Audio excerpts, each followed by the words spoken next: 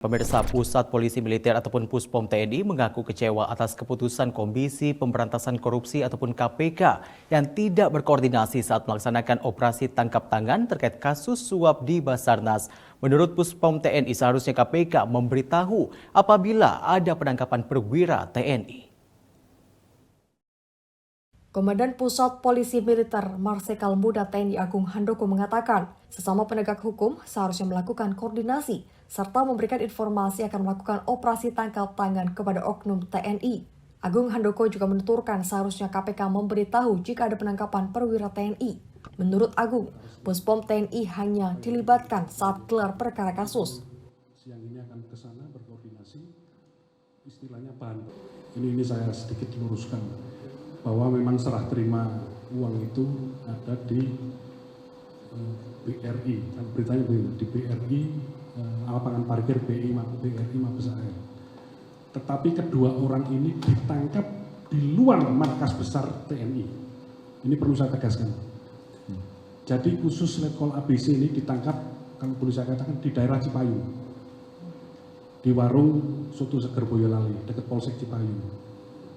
Nah, hanya di berita ditangkap di daerah Cilangkap. Nah, ini yang seolah-olah, ini ditangkapnya di lingkungan Mabes TNI.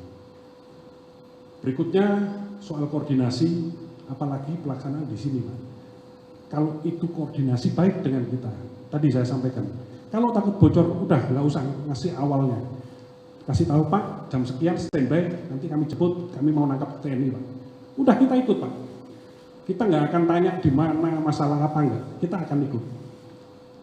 Ini kan dekat sekali, Pak, di Mabes AL. Mungkin nggak usah ditangkap di luar, cukup di parkiran kita tangkap. Kita yang menangkap, mereka menangkap. Saya kira demikian. Agung menyesalkan peningkatan kasus yang diambil KPK dalam menetapkan anggota TNI aktif sebagai tersangka. Agung menyebut bahwa penetapan tersangka anggota militer hanya bisa dilakukan oleh Puspom TNI. Dito Rosito, Garuda TV melaporkan dari Jakarta.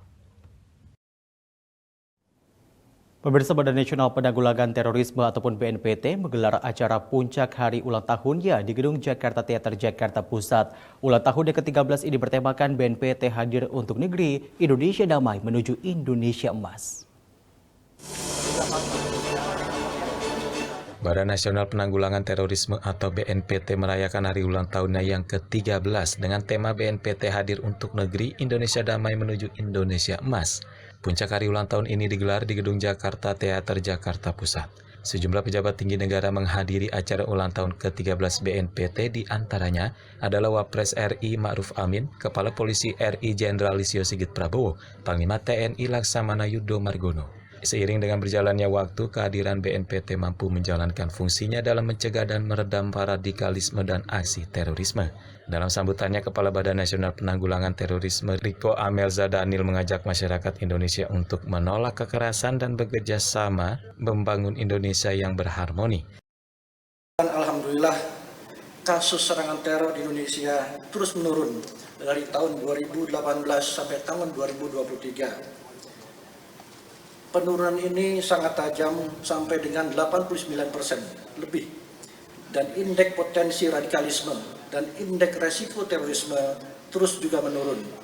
Dan posisi Indonesia kami laporkan dalam Global Terrorism Index semakin baik dalam kategori medium impacted.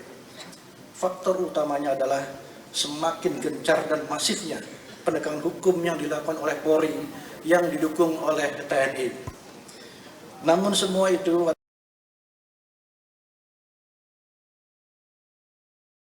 Kepala BNPT Terorisme Komjen Riko Amelza Daniel di dalam syukuran tersebut juga menyampaikan BNPT Award kepada sejumlah pihak atas peran mereka dalam kegiatan deradikalisasi. Tidak hanya itu, juga digelar pengukuhan penyanyi dan penulis lagu tunanetra yang menjadi bintang di acara America's Got Talent, Putri Aryani, sebagai duta damai BNPT. Fani Agnia Diki Pratama, Garuda TV melaporkan dari Jakarta.